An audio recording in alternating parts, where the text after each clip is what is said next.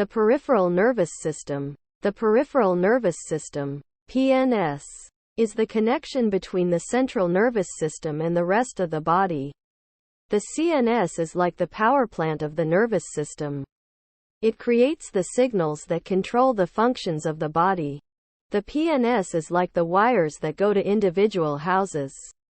Without those wires, the signals produced by the CNS could not control the body. And the CNS would not be able to receive sensory information from the body either. The PNS can be broken down into the autonomic nervous system, which controls bodily functions without conscious control, and the sensory-somatic nervous system, which transmits sensory information from the skin, muscles, and sensory organs to the CNS and sends motor commands from the CNS to the muscles. Autonomic nervous system. The autonomic nervous system serves as the relay between the CNS and the internal organs. It controls the lungs, the heart, smooth muscle, and exocrine and endocrine glands. The autonomic nervous system controls these organs largely without conscious control.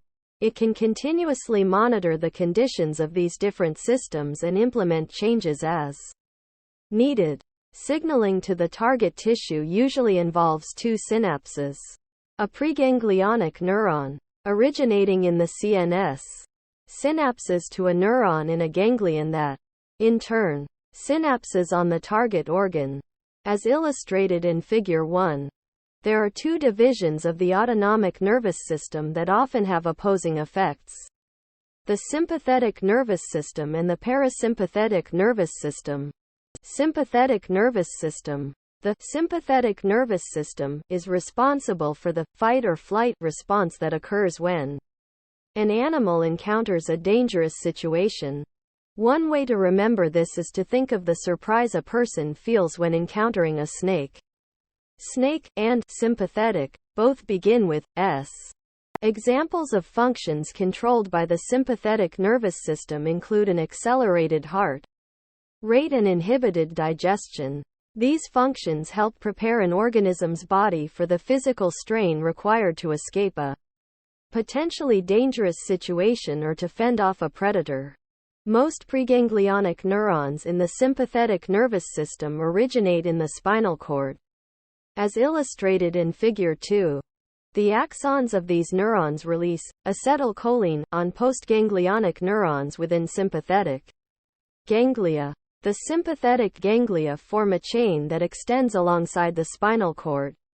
The acetylcholine activates the postganglionic neurons. Postganglionic neurons then release norepinephrine onto target organs. As anyone who has ever felt a rush before a big test, speech, or athletic event can attest, the effects of the sympathetic nervous system are quite pervasive. This is both because one preganglionic neuron synapses on multiple postganglionic neurons, amplifying the effect of the original synapse, and because the adrenal gland also releases norepinephrine, and the closely related hormone epinephrine, into the bloodstream. The physiological effects of this norepinephrine release include dilating the trachea and bronchi, making it easier for the animal to breathe, increasing heart rate, and moving blood from the skin to the heart, muscles, and brain, so the animal can think and run. The strength and speed of the sympathetic response helps an organism avoid danger. And scientists have found evidence that it may also increase LTP, allowing the animal to remember the dangerous situation and avoid it in the future. Parasympathetic nervous system. While the sympathetic nervous system is activated in stressful situations, the parasympathetic nervous system allows an animal to rest and digest. One way to remember this is to think that during a restful situation like a picnic, the parasympathetic nervous system is in control. Picnic and parasympathetic both start with P. Parasympathetic preganglionic neurons have cell bodies located in the brainstem and in the sacral, toward the bottom, spinal cord, as shown in Figure 2. The axons of the preganglionic neurons release acetylcholine on the postganglionic neurons, which are generally located very near the target organs. Most postganglionic neurons release acetylcholine onto target organs, although some release nitric oxide. The parasympathetic nervous system resets organ function after the sympathetic nervous system is activated. The common adrenaline dump you feel after a fight or flight event. Effects of acetylcholine release on target organs include slowing of heart rate, lowered blood pressure, and stimulation of digestion. Sensory-somatic nervous system. The sensory-somatic nervous system is made up of cranial and spinal nerves and contains both sensory and motor neurons. Sensory neurons transmit sensory information from the skin, skeletal muscle, and sensory organs to the CNS. Motor neurons transmit messages about desired movement from the CNS to the muscles to make them contract. Without its sensory-somatic nervous system, an animal would be unable to process any information about its environment, what it sees, feels, hears, and so on, and could not control motor movements. Unlike the autonomic nervous system, which has two synapses between the CNS and the target organ, sensory and motor neurons have only one synapse. One ending of the neuron is at the organ and the other directly contacts a CNS neuron. Acetylcholine is the main neurotransmitter released at these synapses. Humans have 12 feet cranial nerves. Nerves that emerge from or enter the skull, cranium, as opposed to the spinal nerves, which emerge from the vertebral column. Each cranial nerve is accorded a name, which are detailed in Figure 3. Some cranial nerves transmit only sensory information. For example, the olfactory nerve transmits information about smells from the nose to the brainstem. Other cranial nerves transmit almost solely motor information.